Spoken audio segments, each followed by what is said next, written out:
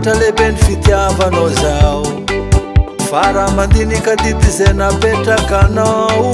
tsisy tanteraka tsy nahatanteraka zao megnatra anao zao tompo satria nanao raha tsy teo imasonao zao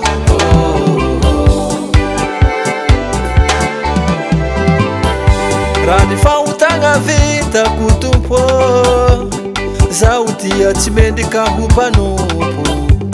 fa noho ny teninao miantso amanao hoe zay magnatogno anao tsy ho lavinao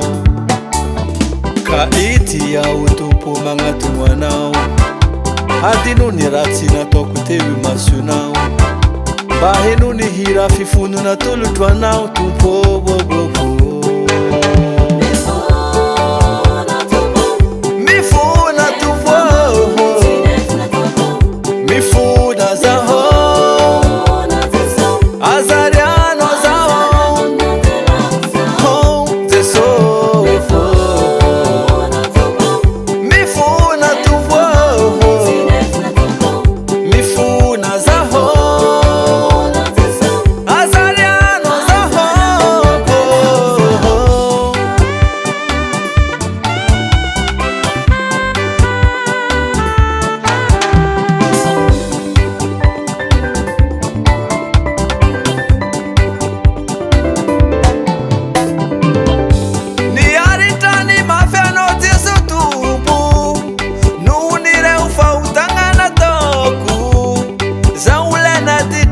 zaule nanao fikafika fa ianao ny arzidy mafy ny solo zao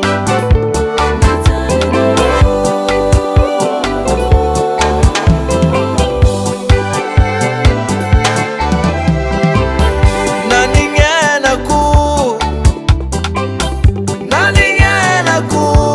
ny raha tsy vitako taminao hiezaka tsy hamerigny zaho